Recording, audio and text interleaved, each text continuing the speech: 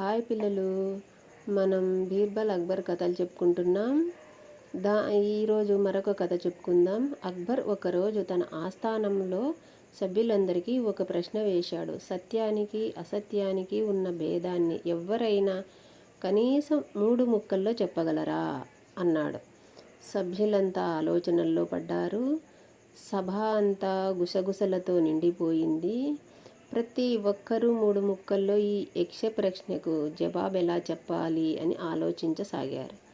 బీర్బల్ మౌనంగా మందహాసంతో ఉండటాన్ని అక్బర్ గమనించాడు. బీర్బల్, నీ దగ్గర ఈ ప్రశ్నకు జవాబు ఉందా అని అడిగాడు. అందుకు బీర్బల్, ఉంది ప్రభు, ముందుగా నా మిత్రులు చెప్పే జవాబు కోసం ఎదురు చూస్తున్నాను అని బీర్బల్ సమాధానం ఇచ్చాడు. అప్పుడు అక్బర్, ఇక్కడున్న వాళ్ళెవరి దగ్గర నా ప్రశ్నకు జవాబు ఉందని నేను అనుకోవడం లేదు. నువ్వు జవాబు చెప్తావా అన్నాడు అక్బర్. తప్పకుండా ప్రభు, నా ఉద్దేశం ప్రకారం సత్యానికి అసత్యానికి ఉన్న తేడా అల్లా 4 ఏళ్ళు అన్నాడు బీర్బల్.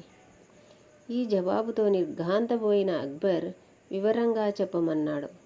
బీర్బల్ అప్పుడు, ప్రభు, మనం కళ్ళతో చూసేది సందేశం, కళ్ళతో చూసేదెప్పుడు సత్యమే, కానీ మనం చెవులతో వినేది అసత్యం కావచ్చు అన్నాడు. అక్బర్, అవును, నువ్వు చెప్పేది నిజమే, కానీ 4 ఏళ్ళు ఎందుకు చెప్పావు? దీనికి 4 ఏళ్లకు సంబంధం ఏమిటి అన్నాడు అక్బర్. బీర్బల్ టక్కున సమాధానం చెప్పాడు.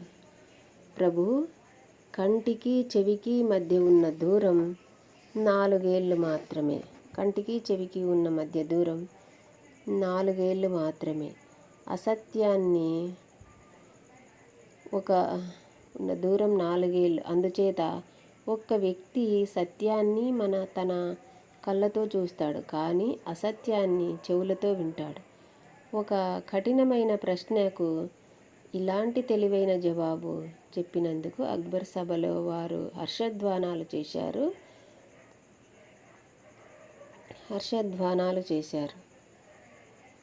బీర్బల్, ప్రతిసారి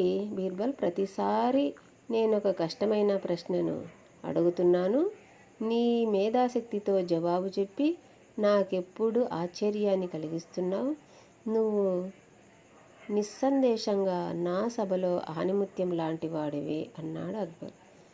అవును పిల్లలు, తెలివితేటలు ఉంటే ఎవరికైనా ఇలాంటి ప్రశంసలే దక్కుతాయి. చాలా బాగుంది కదూ ఈ కథ. మిగిలింది రేపు చెప్పుకుందాం.